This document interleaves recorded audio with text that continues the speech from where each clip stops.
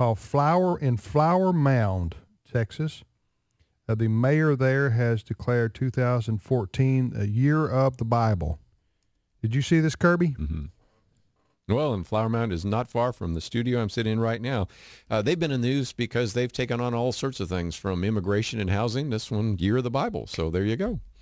We got to love it. And I think our friends in the civil libertarian area are probably going to have a problem with that. Well, so you know, we'll be President talking about this Reagan, for some time probably. President Reagan declared 1983 the year of the Bible, Sure. Ray. Did you remember that? No problem. You know, I sure do. And these proclamations mean exactly what you want them to mean. They don't force anybody to read the Bible, right? They just recognize its influence in civilization. So, but Kerby is exactly right.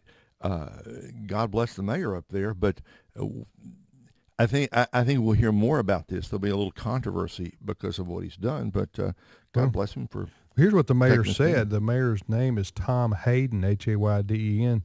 He said, quote, mayor of Flower Mound, Texas, quote, "There's so much benevolence on helping your fellow person, and the morality that helped build our country is based on the values that are found in the Bible.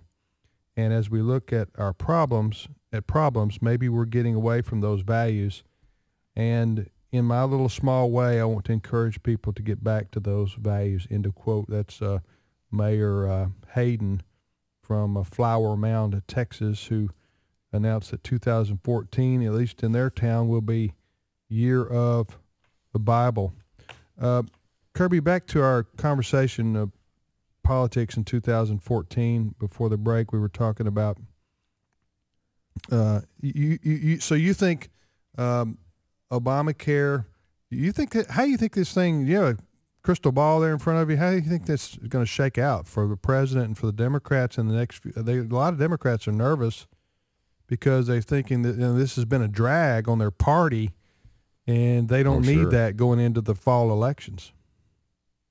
You know, the original idea from the President Obama, was that he might be able to bring about some kind of crisis enough so that he could win back the House of Representatives. Nancy Pelosi would be Speaker of the House, and he'd be able to move through his agenda. Well, first of all, the bad rollout, and that's being nice, the disastrous rollout is probably a little more accurate, of Obamacare, and now the harsh reality of people being hit with taxes they did not know were coming, whether it's on medical devices, whether it's a tax on the individual mandate, whether it's millions of people losing their health insurance and having to buy something that's much more expensive and has a higher deductible, does not make it look likely that the Democrats will retake the House of Representatives, and does at least raise the question as to whether or not Republicans might take the Senate. 53 Democrats right now, 2 independents, and 45 Republicans in the Senate. This is an unusual year, Tim and Ray, in that you have 35 Senate races. Usually have about 33 or 34, but because of some, we won't go into all the details there, we have 35. So there are some possibilities. And back to your point, Tim, I don't think the president's going to be able to move much of his agenda, but there are 2 things he can do with the Senate without the House. One, I just alluded to that, you can get various treaties signed. In other words, when a treaty is ratified by the Senate, it doesn't have to go to the House. So if indeed he can keep the Senate or even increase the numbers, that's one possibility. The second, even more significant, is that you need the Senate to approve various judges to the federal court. If indeed the Republicans get those requisite 6, or even get 4 or 5, and take some seats, for example, maybe in Louisiana and Alaska, North Carolina, some places like that, then those very liberal, progressive judges that the president has been put forward might not be confirmed, and the impact that that could have on the judiciary would be forestalled at least until the next presidential election. So there are some things that the president can do if he can keep the Senate, but certainly his legislative agenda is going to be pretty anemic simply because he would have to work with the House, and I haven't seen much evidence that the House was going to go along with him on some of the issues we've just talked about, like cap and trade. Kerby, if you could, just keep that crystal ball in front of you. If we are, say, let's just make this the second week of October, so we're about, 3 or 4 weeks away from the big election this fall. If you had to guess in September, October, what's going to be the biggest issues that are going to be shaping the election in November. You have to wonder, Ray, if some foreign policy issue might be the case. Even as we've been to the break here, some have been listening to some of the tensions in the Middle East, Syria, Lebanon, of course, Iran could be part of that. But most people do not vote up or down on national policy issues usually unless there's a terrorist attack. So we can always put that as a possibility. But I would say the more significant reality is that a lot of people that are going to be asking, where are our jobs, are going to be faced with the fact that Obamacare has created a climate in which there will be fewer jobs, that people will be cut back to less than 30 hours a week, because then the companies do not have to cover them with insurance, that there are other individuals that actually could not get individual policies are going to be paying a lot more. By that time, it'll be much more obvious what is going to be happening for businesses and what kind of policies they will have to provide. And so some of the problems, Tim and Ray, that I think we've seen from, say, October to now will probably be even worse by October 2014. And a lot of people, I suspect, going to the polls are going to be very dissatisfied, not only with the president, but with Congress. I mean, let's recognize that when you look at favorability index, I think we've said this before on Fire Away Thursday, hemorrhoids and cockroaches have a higher favorability index than Congress. I didn't know they had a favorability index for cockroaches. But anyway, that just shows you that there may be also a real sentiment to throw some of the rascals out, even your own incumbent. And so that's going to be very interesting to see how that plays out in November as well. You're listening to the radio program Today's Issues on the American Family Radio Network. Tim Wildman with Kerby Anderson. Dr. Ray Pritchard co-hosting the program with me today, and we've been discussing several issues that will be making news in the year 2014. The midterm elections coming up in November, that will be huge. Another thing, folks, at stake here is the Supreme Court. Now, the Supreme Court, federal judges, all federal judges, including Supreme Court justices, are appointed by the president, whoever he may be.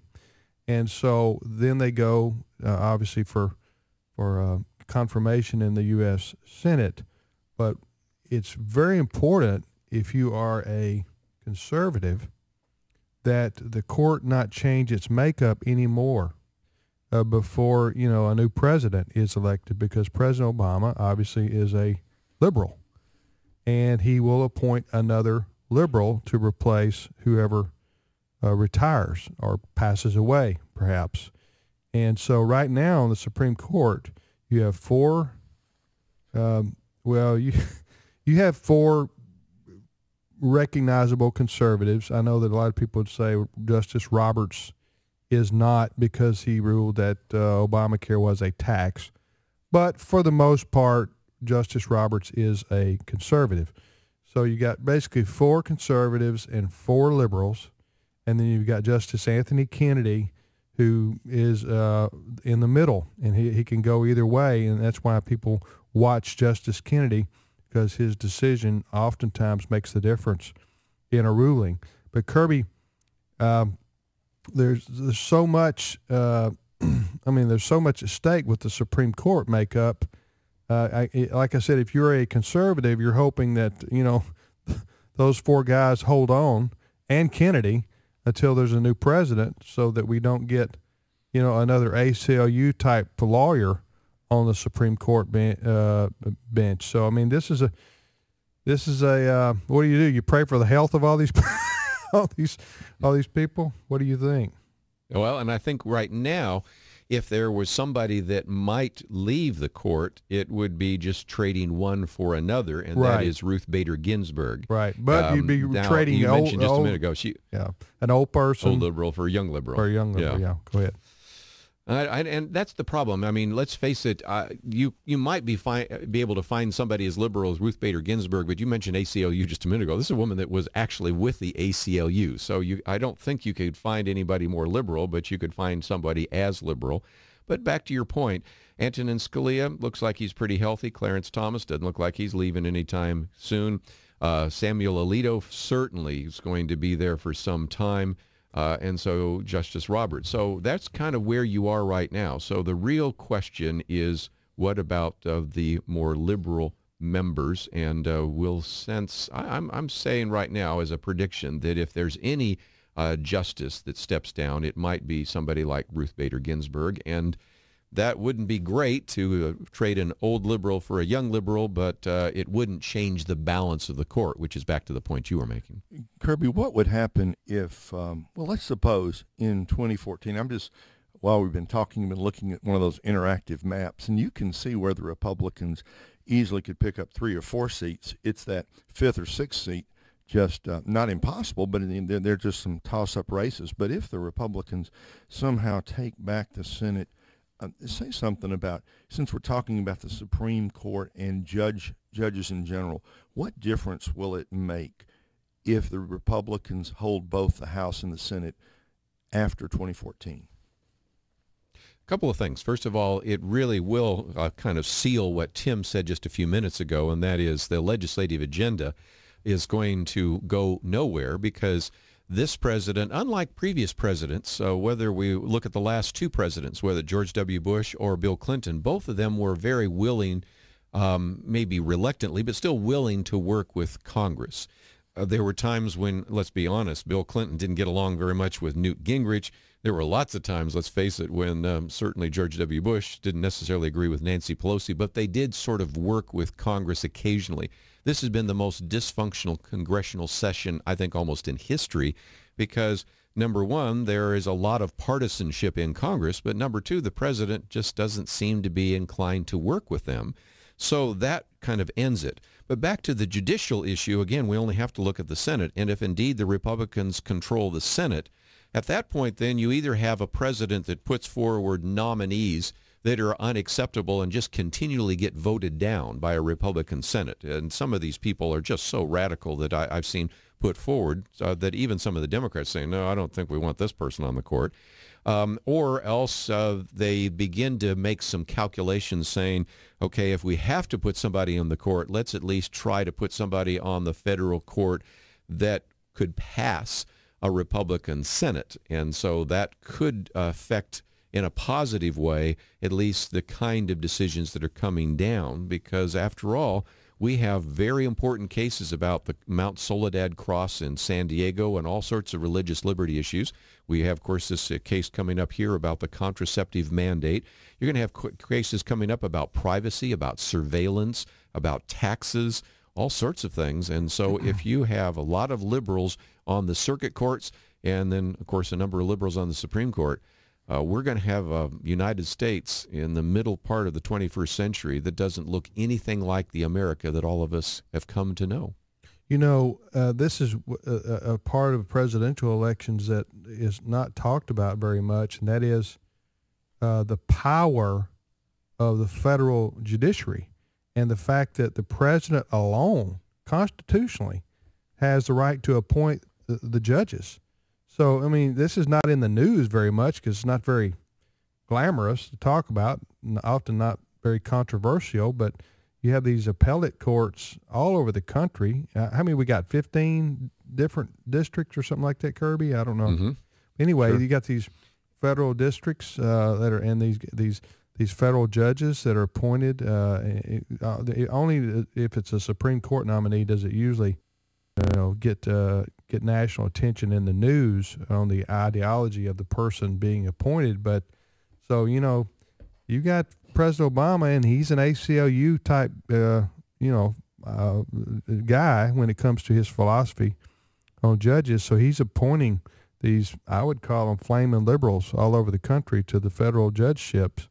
And see, those guys are going to be there usually for 10, 20, 30 years because they're, that's the way the system operates. So it's very critical who the president is, if for no other reason, just because of the federal judges that he appoints, Kerby.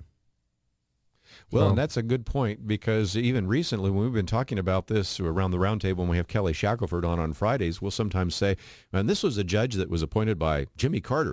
Jimmy Carter, you know.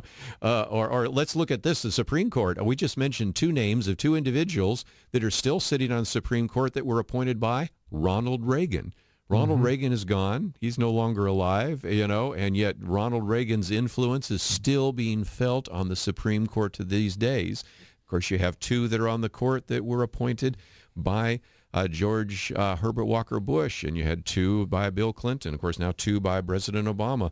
I mean, two by George W. Bush. I mean, you can see the impact, but you can go all the way back to Ronald Reagan and find two people on the court that were appointed by him. That says a lot about the continuity and the long-term impact that a president can have on the makeup of the federal judiciary. Hey, Kerby, I want to ask you something about the religious liberty issues.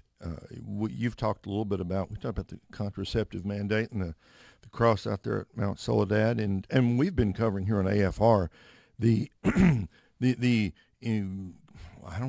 clash between the rising tide of the gay rights movement and Christians being forced, being sued, being called on the carpet, losing their jobs for their biblical convictions.